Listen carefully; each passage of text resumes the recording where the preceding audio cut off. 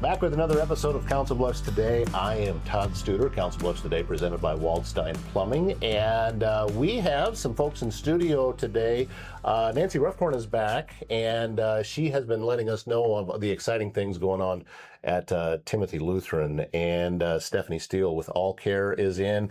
All right, so let me see if I got your title correctly. This is correct here, Stephanie. You are in charge of marketing and community outreach? Correct. You got the mouthful. Yeah, I got it. Okay. Perfect. Let's start just a reminder of the refrigerator that is now available to really it's just for the community, correct? Yeah. So a community refrigerator is just a standard home refrigerator that's available at different spots in the community. So Timothy Lutheran is going to have one. All Care is going to have one either in September or October, and it's come and go whenever you need. So there's going to be a scheduled drop off once a week. So there's always going to be food in there at least once a week, but it's 24/7. You come, you grab what you need. And if you have extra, you can come and drop it off. Just have it in prepackaged containers. So that way your food doesn't go bad and somebody else in the community can benefit from it as well. So when you say if you have extra, who is you? You is anybody in the community who feels like they've got extra. So if you're a gardener and you've got surplus from your garden, if you had a big party and you have leftovers from your party, or I am not great at cooking for two, and so we have massive casseroles at home and we can't eat all the leftovers. I can bring in my leftovers. Or I'm an avid baker and we don't need like 30 dozen cookies in my home. We can bring those in at any time. With this type of thing, you mentioned in prepackaged, do you want them in single serving? Is that how it is? Or do you just, does that matter? So it's not super specific. If you want to put them in larger portions for families, you can do that. If you want to do them in single servings, you can do that as well. Mm-hmm.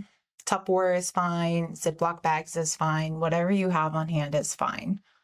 All right. Nancy, we've talked before about this, but I want to talk about it again, that the why behind this community refrigerator, because it, as you said, it's going in more than one place. Absolutely. We are hoping that by the end of the year, we'll have 3 in place and we're working on 4th one. So that will be exciting. But the why behind it is that we know we have food insecurity in our community. I wish we didn't, but the reality is that we do. And with that, the statistics show that in America, if all of us, be that the restaurant, the grocery store, and all of us, stop throwing away good food, we could feed America with 0 additional food production and eliminate hunger. And I think that's an amazing statistic. We don't have to do anything except stop throwing away good food. Yeah, oftentimes, too, it just sits. It does at my house. Mm-hmm. It sits in the refrigerator until we don't get to it. Right, exactly. and eventually, you know, it has a shelf life, even in the cold, and eventually it will go bad. So if we know that we're not going to be getting to this, or we think, okay, there's a chance that we won't, here's a place to be able to take it. Yes, exactly. So it's just a great way to use our resources wisely. Now, you've also talked before about the success that this program has had in other places. The program that we are working with was patterned after Des Moines. And we've talked to a number of the community refrigerators in Des Moines. And I think it's a really impressive statistic that in Des Moines, and their population's just a little over 200,000 people, they are going to have the 100th refrigerator by the end of the year. 100? Yes. Wow. Well, you can see how that a program that is growing, and obviously it's working. Otherwise, you wouldn't see more of this coming in. Right. Can you speak, Stephanie, as to why All Care wanted to get on board with this? So All Care really cares about our community. It's something we're passionate about, and we are in a location that has quite a few residents near us. We're close to Regal Towers, Prime Square Apartments, and the Harvester Apartments. And We're not really centrally located near any grocery stores, and there's nothing that's really walkable. So if you have no form of transportation and you need something like late at night, how are you going to get that? So if there's a community fridge close by, you can just walk over there, see if there's anything in there so you can have some food security. I would also think that labeling it might be a good idea. It's helpful. As to what's inside of there. Yeah. Yes. The recommendation is that if you can, you put the food in a see-through container, be that a plastic bag or like a takeout container, the clear ones, so that at a quick blush you could see what it is. But there will be some labeling like this is mac and cheese and a date on it. Or if it's baked goods and it has nuts in it, we would mark those sorts of things. But it's pretty common sense overall about what's happening. It's not anything that we have to study. We sort of intuitively know what what's good.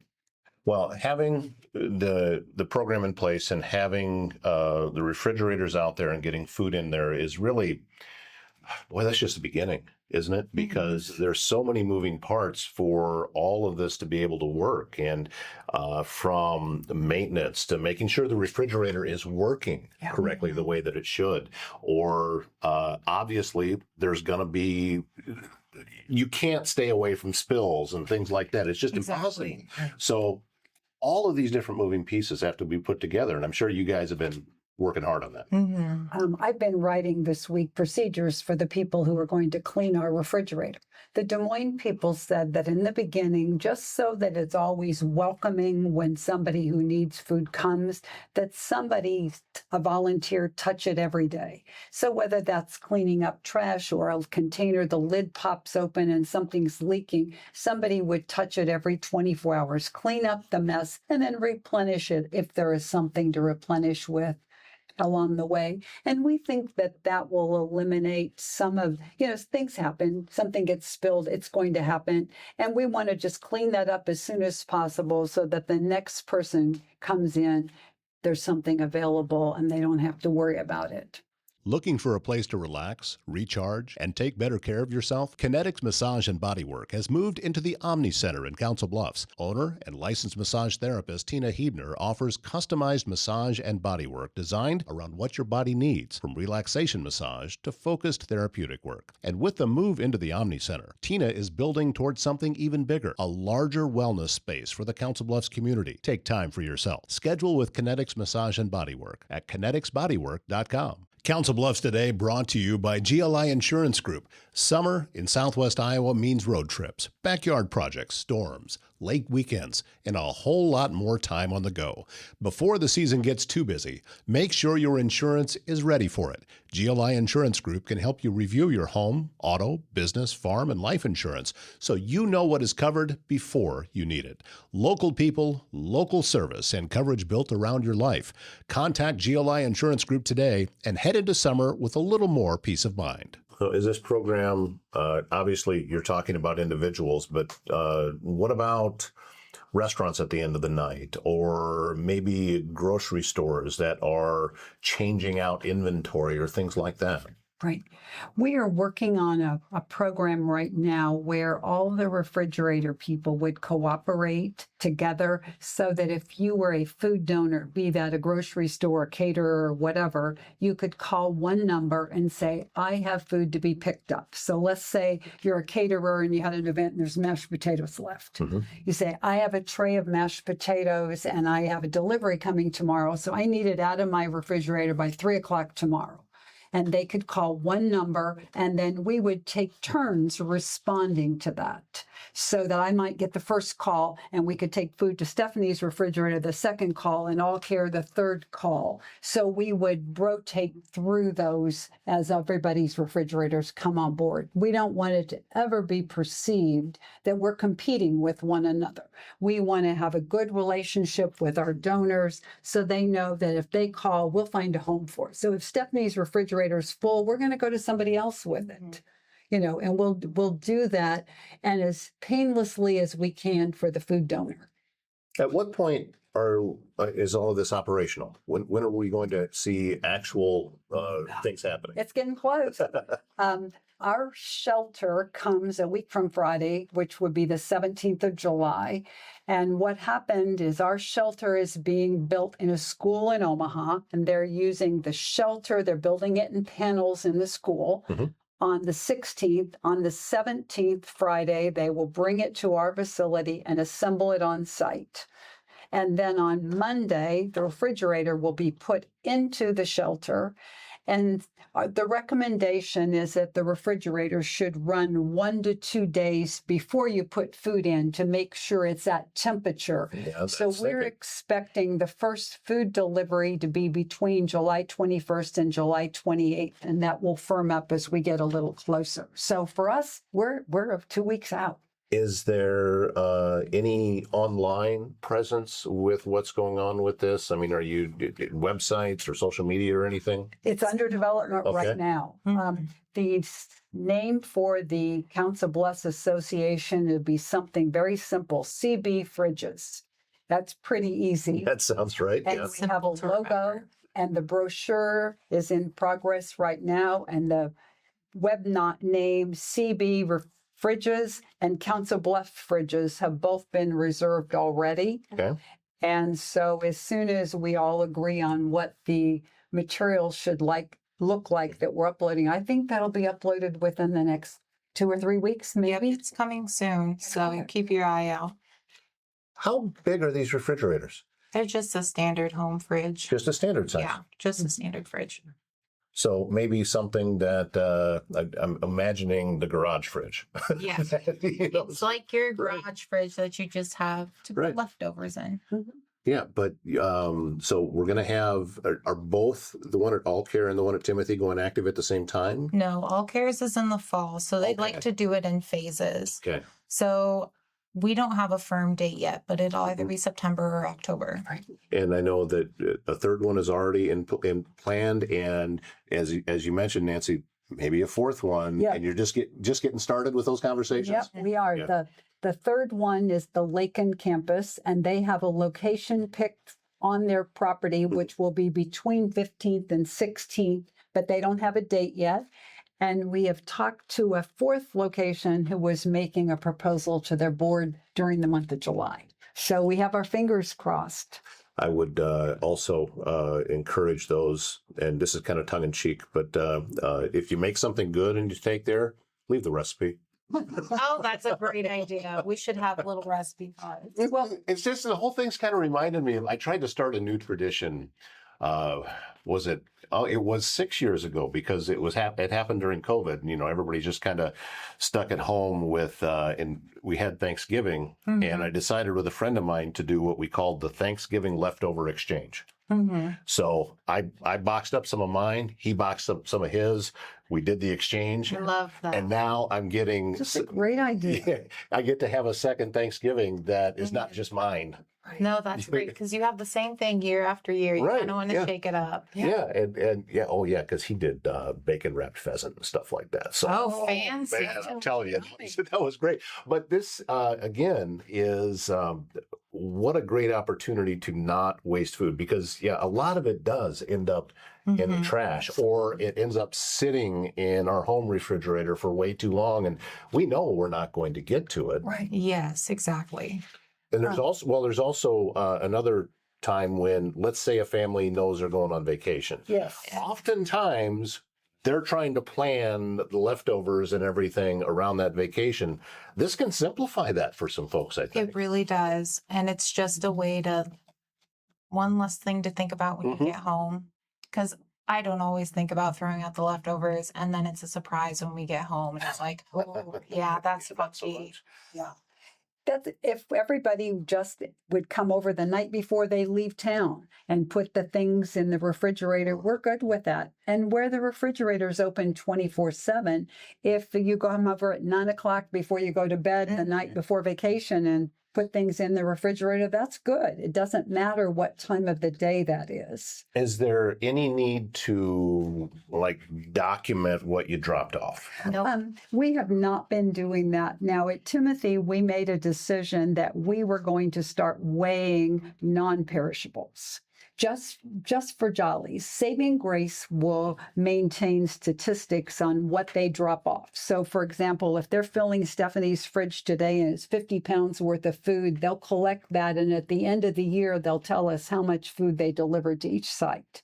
But we wanted to take it another step further so that when we are accepting donations, rather than sit there and count 4 cans of corn, 2 cans of green beans, Right. we're just going to weigh it so many pounds of vegetables, so many pounds of pasta and sauce, so we can tell what we've gone through and perhaps what are the items that were most in demand to help us know when we do food drives, what are we asking for? Are we asking for the right things?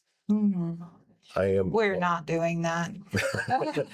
It's great. I love that for you guys. We're not doing that. We're just come drop off what you want. We're open to the community. It's 24/7, and we just would love for You people know, to help and out their neighbors. I just started something new a couple of days ago, and it just real quickly, it's an article style portion of the website and social media to where things like this, we can put it in print form, even though it will never be ink on paper, but it'll just print form to be able to release it. And I talked about this on the show yesterday and said that I don't know everything that it can be. I don't know everything that it's going to be, but I also know that I'm not going to find out these things unless I get started. Exactly. And this is exactly the type of thing that you're talking. You cannot anticipate every single thing that or challenge that may come up from this, but getting started with it, you're then going to know. This is going to be learning for everyone. And see, I like the fact, frankly, that Stephanie's doing something different from us, because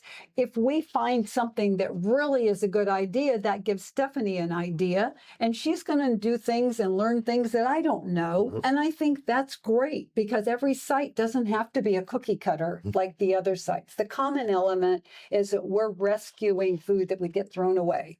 And whatever else you add on to that, that's just a bonus, but it's not a requirement. And so each site, for example, one of the sites that is under consideration, they have a community garden. So theirs might be heavily focused toward the produce side. And what do you do with fresh produce? We don't have a community garden, so we're going to be counting on our neighbors, and that's okay. They don't have to be the same. We're all still with a common goal of feeding our neighbors who are food insecure. If you have a leak, a clogged drain, or even if you're planning a big remodel, Waldstein Plumbing in Council Bluffs has you covered. With fast, reliable service and expert craftsmanship, handling everything from small repairs to major installations. They're locally owned and trusted and take pride in doing the job right the first time. Residential or commercial, big or small, when plumbing problems strike, they're the ones to call. Visit waldsteinplumbing.com. Are you looking for something to do close to home? Go Local Iowa brings Southwest Iowa events together in one place, from live music and fundraisers to festivals, family activities, and community celebrations. It's also a place to discover local businesses and support the people who keep our communities moving.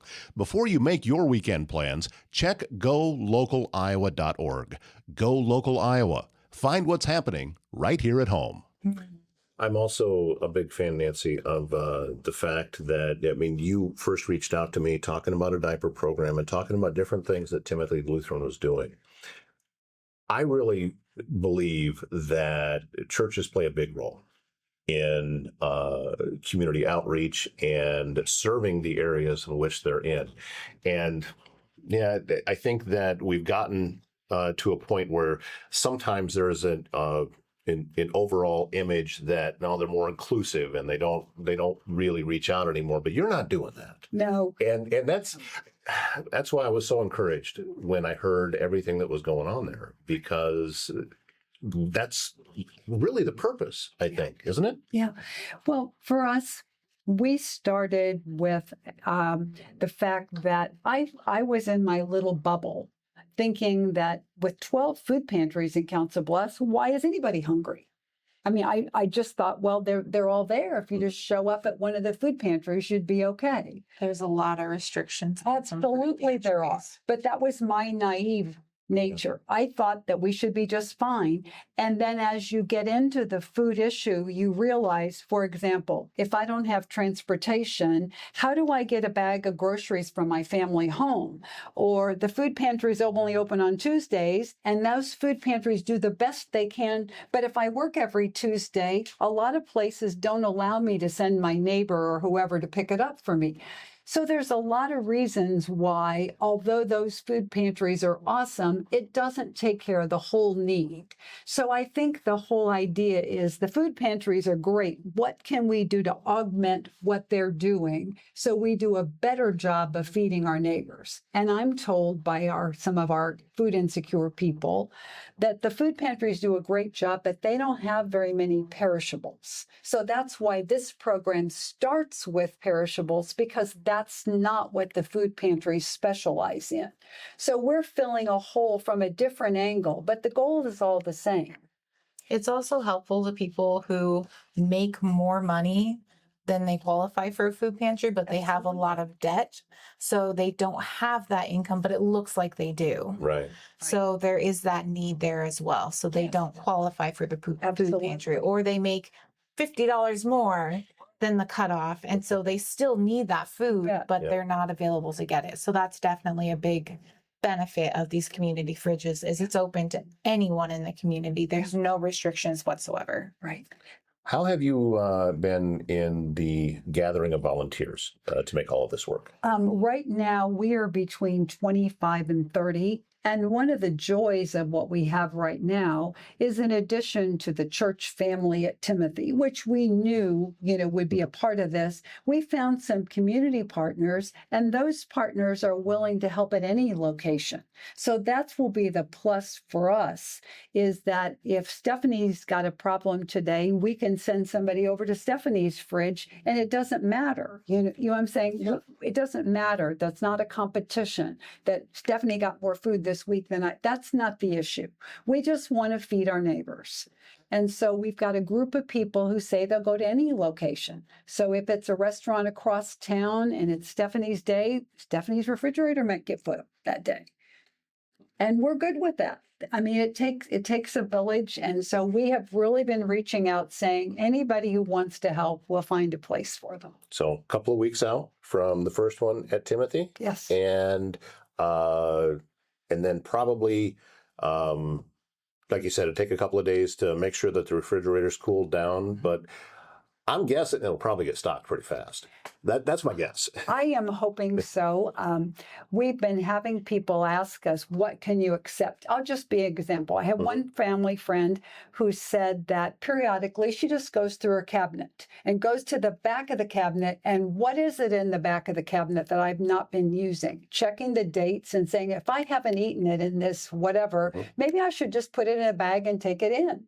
And hooray, we'll put that on the shelves, because each of the refrigerators has a refrigerator and has shelves. So if we received a gift of canned goods, we just put that on the shelving, and the perishables obviously go in the refrigerator or the freezer. And we could take either into those programs because people still can use those items. Well, fantastic opportunity. Yep, Stephanie. So there's a freezer portion on top of the refrigerator, so we can take frozen things as well.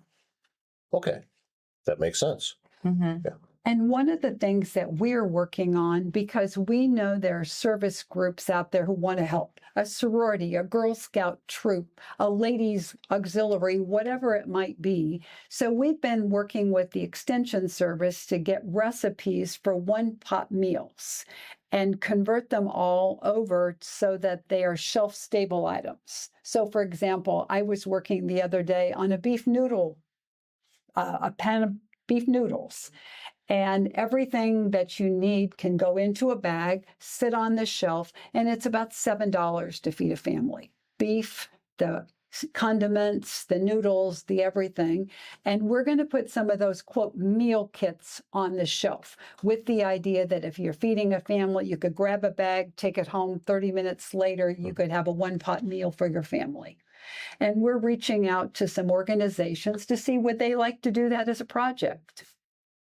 I'm excited to see this come into town, and I'm glad you guys are doing all the heavy lifting. with it because you're working really hard with it. And I hope that when you throw the switch and it's active, you let me know. I will. So I can let everybody else know. I would be very happy to do that.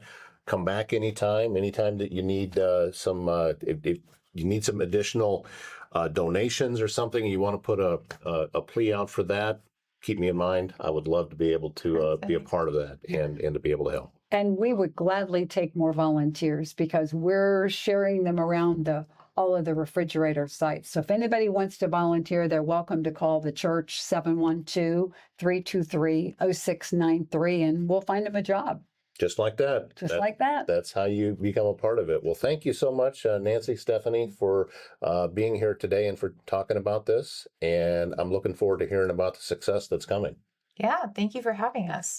It's always a pleasure to be here. And we thank you for watching this episode of Council Bluffs Today. A big thank you to Therapy Place, one of our hometown sponsors, and we're happy that they are on board with everything that we're doing here as well. Click like, share, follow, even subscribe if it's an option for you there on whatever platform you're watching this show on. It helps the algorithm push this information out even farther so even more people can see the great work that Nancy and Stephanie are doing here today. My name is Todd Studer, and we'll see you soon.